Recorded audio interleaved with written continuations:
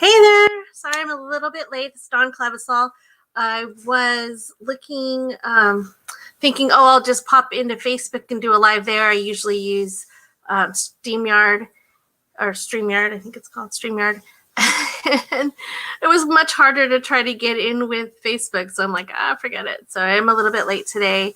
I didn't have too much content for you. I just want to kind of check in, see how everyone's doing. Feel free to post below if you catch this on the replay, and that way we can respond to you and see if there's anything that people can help you with.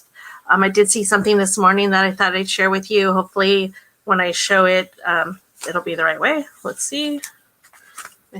Okay, cool. Okay, so this morning, Mike was talking to us about the one step back method, and something that I think a lot of people that maybe you've been following on social media have been doing. And you may not have realized that this might be something that you can do in your business as well. So I wanted to mention this. So here's what one step back, very, very simple, this way looks like. Okay, so you're going to look at your final offer that you normally offer to people, right? And what you're going to do with that is you're going to think, what happens at the step before that? So a good way to look at this is with the restaurant industry, right? So restaurant industry is getting hit really hard right now. Their final offer is food that they put on your table. But before that, someone has to bring it to you at the table, right? And so that you'll see a lot of companies right now are doing delivery. So what they've done, just naturally, they've taken a step back from their final offer where they're giving you that in-house experience where you're sitting at the table, and they've stepped back and now they are delivering to you.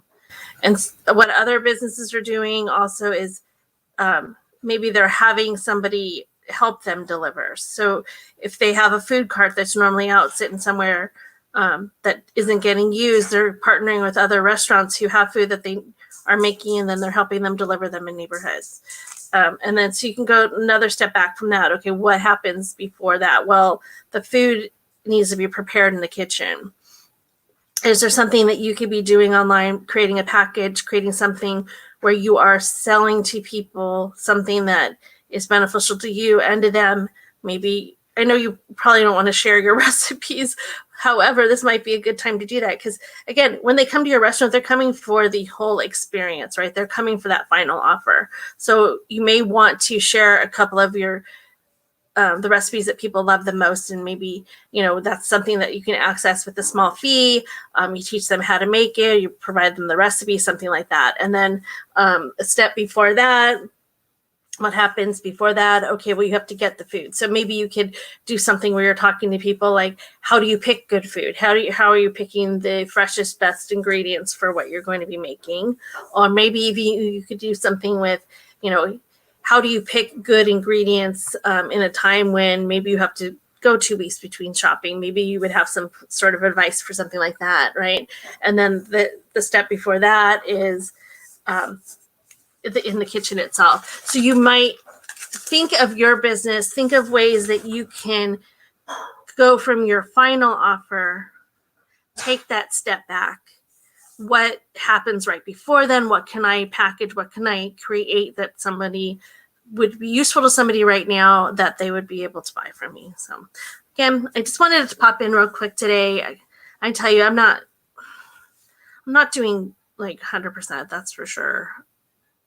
Unlike a lot of people who aren't working, I am working, which is a blessing. I'm not saying anything against that at all, but I was already kind of overwhelmed with everything that happened with tax season. And so usually by now I'm tapering off. I've handed everything off to the tax accountants to do their work. But with fee loans and different things coming up, I've got a lot of extra stuff piled on top. And like most of you, I'm also now homeschooling the kids. And that has just completely thrown things off. Even before the SBA loan thing came out a couple days ago, and people started asking for, help with that. Even before that, I was like, when do I work? The other night, I slept 2 hours. I happened to wake up and I'm like, I'll just get up. And I did, 3 hours worth of work and then went back to bed for a few hours, because when they're here, especially my youngest, needs more attention with the homework. It's not like I can just sit over here and do my work. But I do want to share another thing with you guys that might help out for those of you who are working from home. And I can't even believe this worked.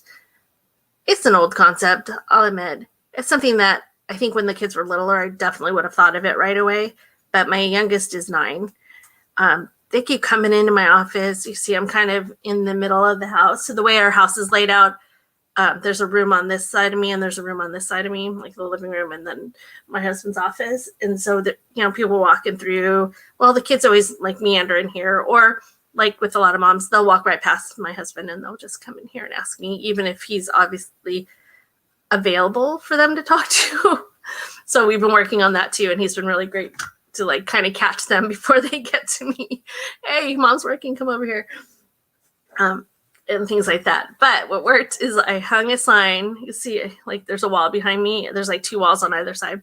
And so I just got some string that the kids had laying around and a piece of paper. And I wrote a sign that said, "Do not disturb until 1:30." And it was at noon. And I hung, like with best intentions, taped it up here, slung right behind me. And I actually got an hour and a half worth of work straight through without anyone asking me for help.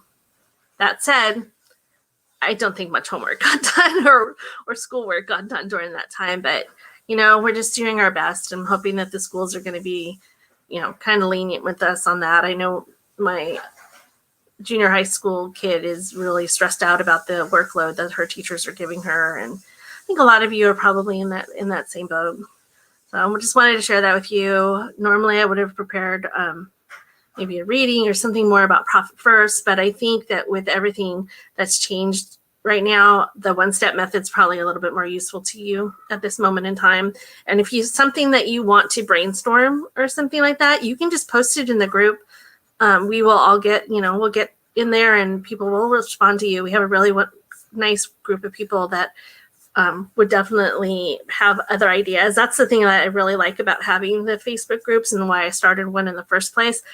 It's such a wonderful way to have all different opinions and people that are like-minded. It's one thing to ask your friends and family advice about things, but when it comes to business and they're not in business themselves, it's so much nicer to be able to just post a quick question in the group and then know that people who are kind of on the same track as you are going to get back to you with answers. So go ahead, feel free to do that. If you have any one-step recommendations for different industries, that would be something that would be really useful to the group. I'd love to see you guys posting about something like that. So I might throw together a little challenge for you guys to do that. Let's see what kind of steps you can come up with for that, okay? All right, this is Dawn Clevisol. Have a good rest of your day, and thanks for joining me.